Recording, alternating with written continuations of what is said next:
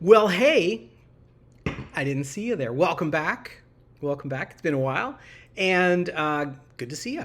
Today, we're going to be talking about how I make paper miniatures for your tabletop gaming, and we're going to explain the sort of a step-by-step process in just a few seconds. Here we go. Welcome Arts Games. Welcome Arts Games. Welcome Arts Games.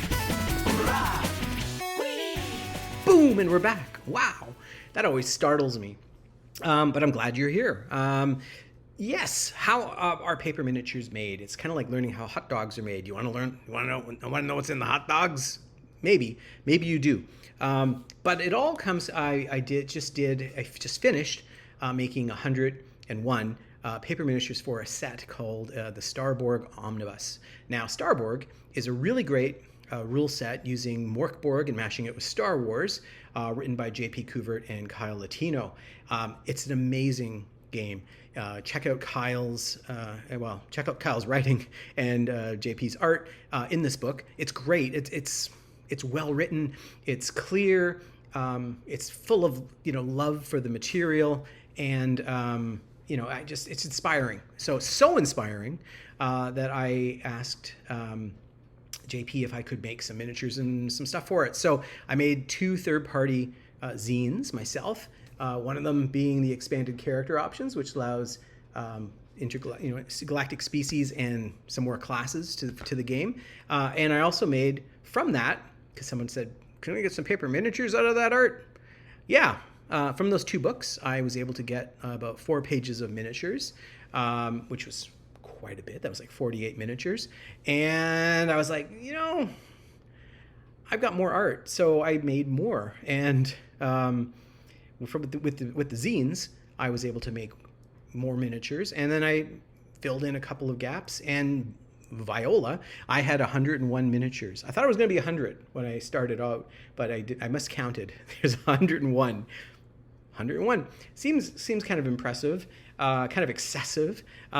Maybe that would have been like 3 months of miniatures, but I decided for my paper miniature Patreon that I would offer that as August's paper miniature set, because it's going to be done at the end of the month. Well, it's done, but it's going to be out at the end of the month. So which is great. Supporters are going to get the basic set. Mini Maniacs are going to get that set with multiple layers, about a dozen layers of color, so you can modify it and fine tune it and make it the way you want it to look. So it'll allow for factions in like a wargaming situation, or for more options in a role-playing situation. So if you have 2 smugglers, you could use 2 smuggler miniatures, and you could have one with a blue vest and one with a red vest. I mean, that's just how that can operate. So and that's going to be offered for my Mini Maniac level on the Patreon. And the World Builders, I want to do something. I want to do a little mod special for them because they stick with me and I really appreciate them. So I might do a page that's just for the Mini Maniacs, but just for the World Builders. But the World Builders also get access to a drive-through role-playing link, so they can have it in that library in case they stop following me on Patreon. Then they don't have to worry about trying to find it or going back. And if their hard drive crashes, they can just go to drive-through role-playing and re-download it. It's simple. So that was a request that somebody made, and I thought, yeah, that makes sense for the World Builders to have that opportunity. I think that's really great. So how do I make them? Well, as I said, I was very inspired by JP and Kyle, and I really love what they did. And obviously, because I did all these drawings, and I did characters, I did bad guys, I did good guys, I did monsters, I did aliens, I did all kinds of stuff, and put it all together in this set. So what I did was I broke down kind of the process of how I made this. So I'm kind of old school. I'm old. You saw the mug. I'm old. And so what I do is I usually use a sketchbook or on paper. I like drawing. I do like drawing on regular photocopy paper. I find the surface is nice for the ink, and it feels right. So I do my drawings, as you can see. I'm going to put more emphasis on this, but I do my drawings in blue and then I ink them.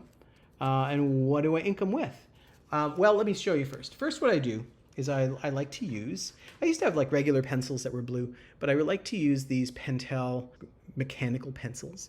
My particular size of pencil I like is a 0.7. Some people will say a 0.5 is where it's at, but I find that it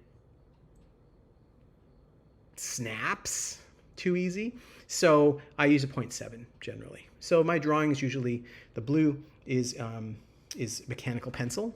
I don't usually erase. I draw. I'm usually pretty precise. I draw in a style which I create shapes, and then I turn those shapes into forms and add detail, and that's how I use it.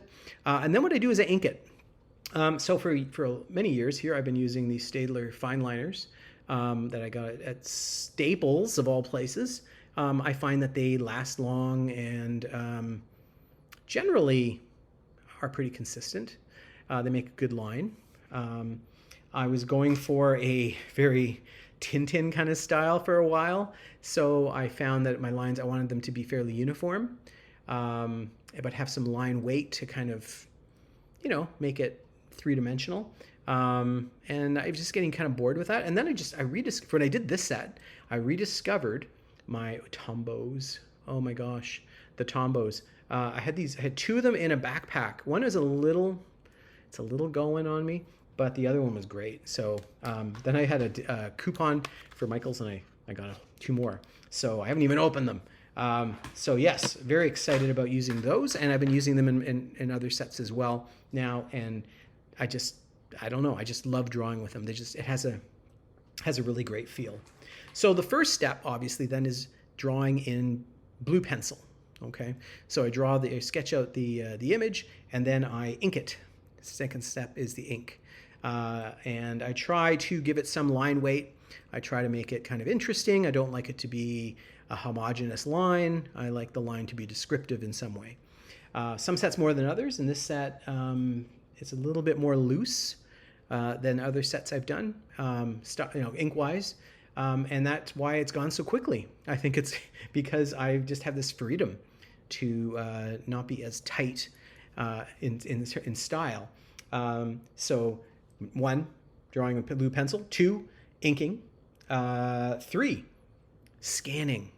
I have a scanner. It's a Brother. It's a great scanner. It's old as the hills. It's hard to find ink for it, but because it's a scanner printer. But it's also hard to find software to run it. So I found a third-party program or app to run it on my MacBook, and it's great. I love it. It's actually working better than it did with the factory setting software, so that's great. So what I do is I scan it and then put it into Photoshop, and then I usually remove the blue digitally. How I've been doing that is just using channels and just isolating the blue and then choosing that, and the black then becomes its own selection. I invert and then make a new layer, drop in some black into the line work, go down to the background layer, and then select all, and then make it all white, drop that down. It's so clean. And then what I do is I have to go around and just clean it up. Step 4 is to clean up the line art as needed. Sometimes I don't need to, but I always find if I don't check, then I miss something.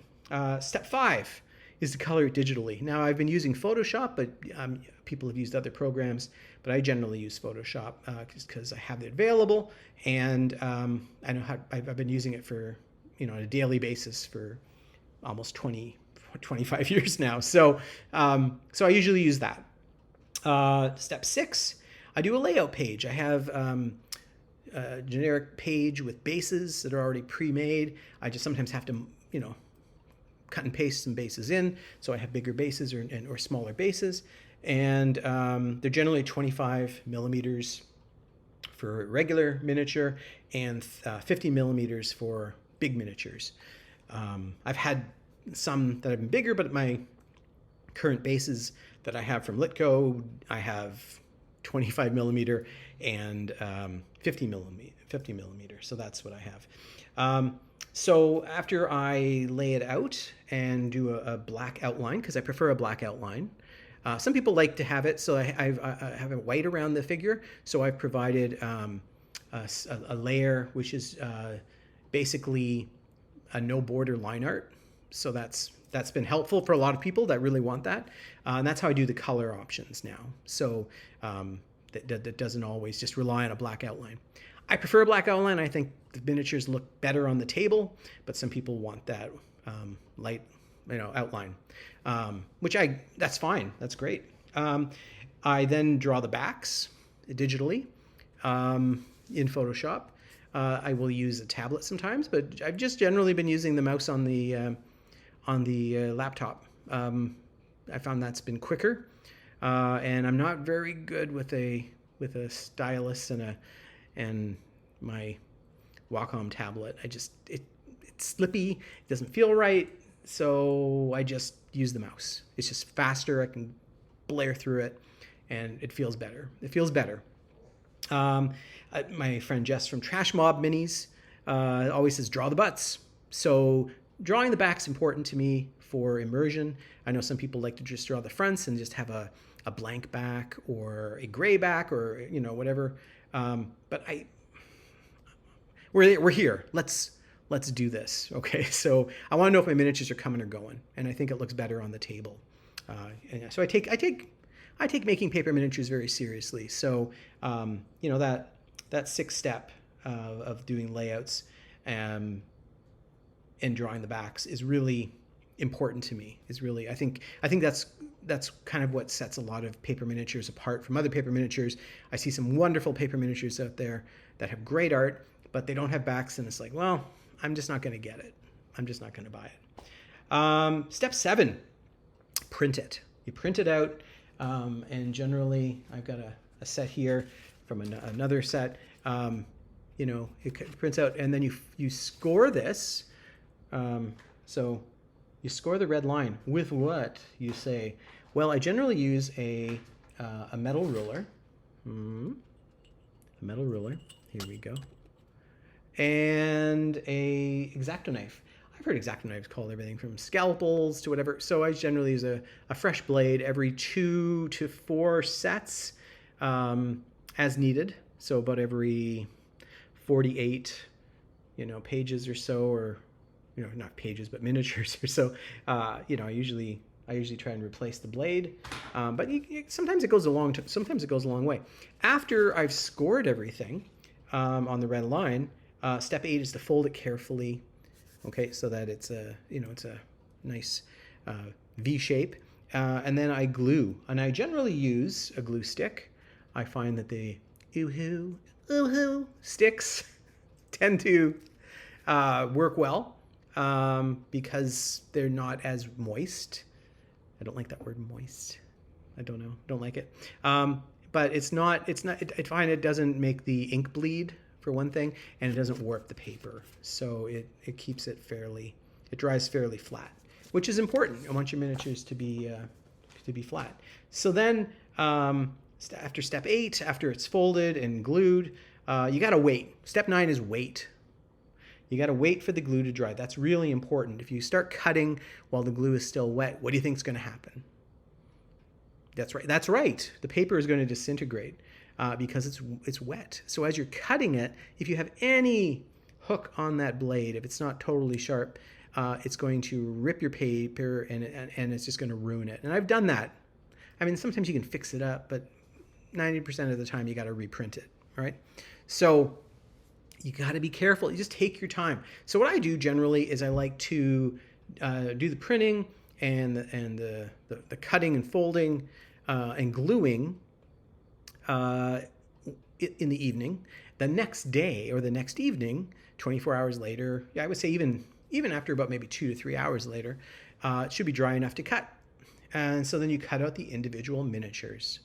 Okay, so from a page like this, where you have 4, you would cut them out, and then you'd get, ta-da, a little mini. Okay, so there's a little figure. So it's got a front, it's got a back, but you're going to find there's an outline around it that's white.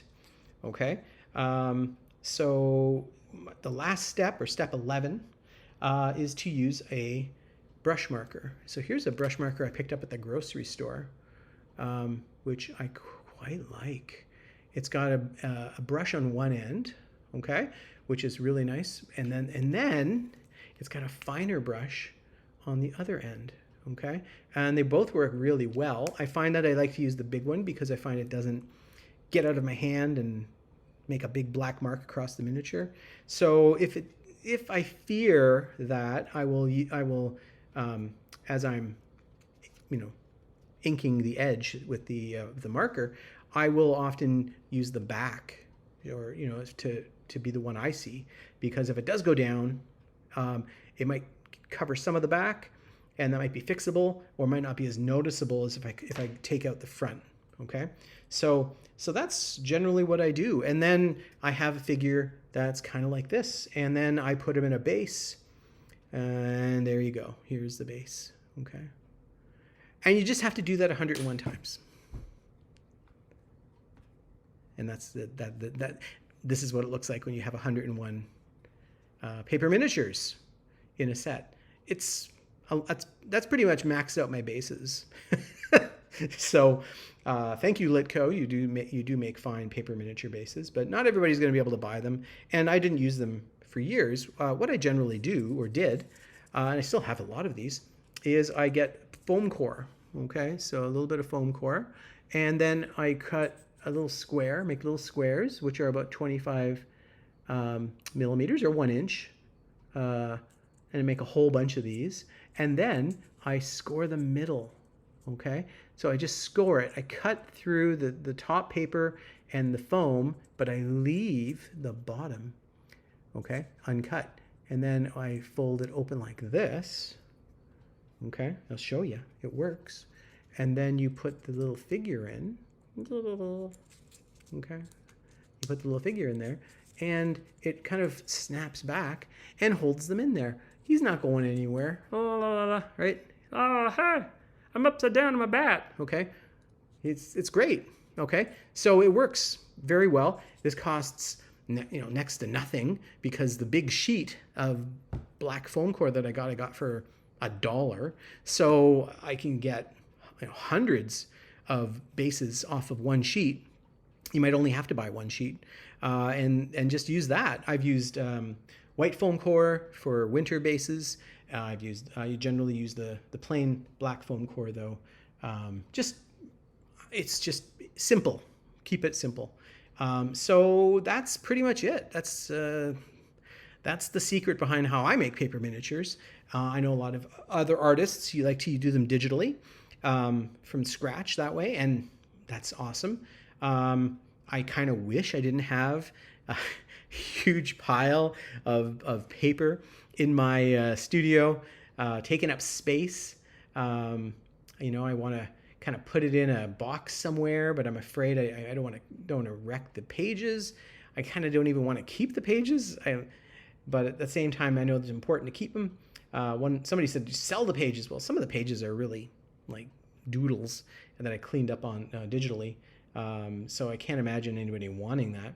But I prefer keeping things together, and some of them, like I said, I'll do them in a sketchbook, and then I'll have that collected. And it's nice for me to kind of go back and refer to it if I'm going to do more in that series. So maybe there's something I doodled and I didn't ink that I can use later on. So that could be it.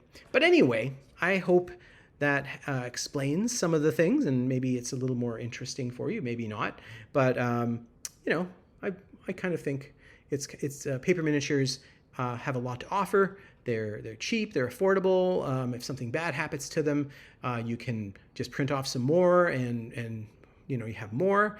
You can modify them yourselves. All of my paper miniature sets are non-protected, so that you can open them in a photo editing program and edit the PDF, or edit the layer, so that you can make your own miniatures. You can cut and paste. You could make a Franken mini, or you can change the color scheme. You can drop a different weapon in, drop a different head in, depending on your skill level in photo manipulation software.